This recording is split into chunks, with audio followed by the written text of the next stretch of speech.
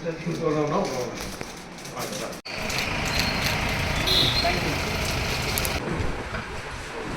கூட்டத்துக்காக மாவட்ட நிர்வாகத்தின் சார்பில் வருக வருக என வரவேற்கிறோம்.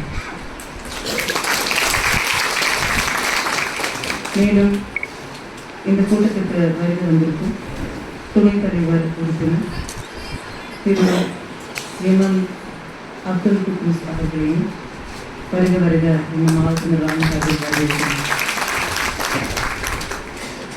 மேலும் இந்த கூட்டத்திற்காக வருகை வந்து இந்த கூட்டத்துக்குள்ள அமைப்பு ஏற்பாளர்கள் செய்வதற்காக வழிநடத்தினார் உறுப்பினர் செயலர் மற்றும் கமிஷனர் திரு சம்பத் ஐஏஎஸ் அவர்களையும் வருக வருக என வரவேற்கிறோம்.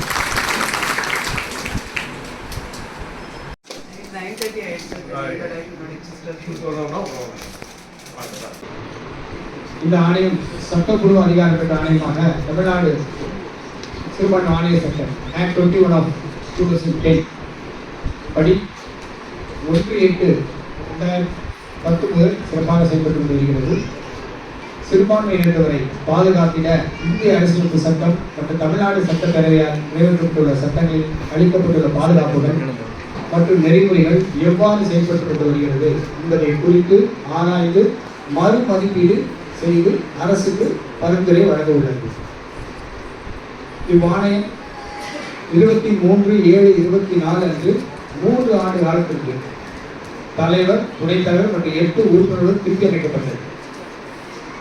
இவ்வாணையம் மாண்புமிகு தமிழ்நாடு முதலமைச்சர் உத்தரவின்படி இதுவரை சேலம், நாமக்கல், கரூர் மற்றும் கோயம்புத்தூர் மாவட்டங்களில் சுற்றுப்பயணம் செய்து சிறுபான்மை மக்களின் கோரிக்கைகளை கேட்டறிந்து அங்கே நடவடிக்கை எடுத்துள்ளது.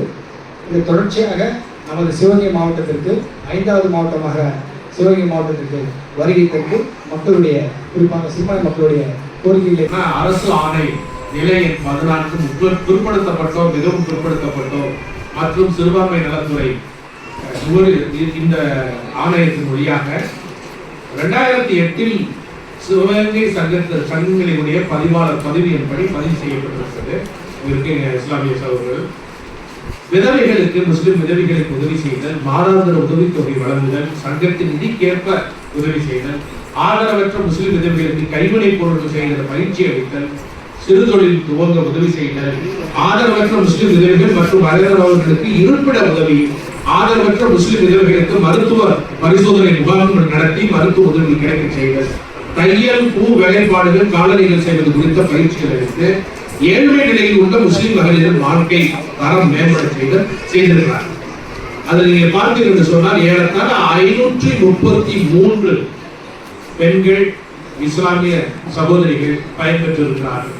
2021 24 இன்று வரை ஏறத்தாழ 70 லட்சம் இவர்கள் பெற்றிருக்கிறார்கள். அதனால அதோட சேர்த்து உணவாக்கல் மற்றும் பணியாளர்கள் நல வாரியம் நீங்க எடுத்து பார்த்தா அரசாணை GO 74 74 24/8/2009 அன்று இங்கே நலவாரியம் புதிதாக துவங்கப்பட்டது. இதில் பதிவு பெற்றுள்ள உறுப்பினர்கள் 221 பேர் இருக்கிறார். இப்ப கூட கொஞ்சம் தான் இருக்கு, 2-3 தான் கொடுக்க வேண்டியிருக்கு. இப்போ கொடுத்துருவோம். தற்போது 7 புதிய விண்ணப்பங்கள் தகுதியின்படி தேர்வு செய்யப்பட்டு உள்ளது.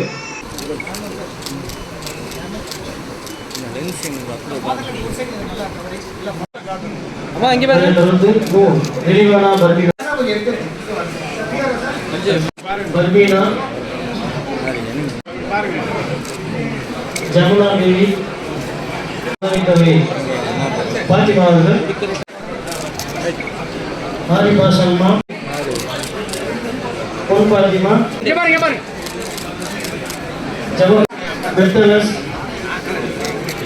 அபிதா தேவி,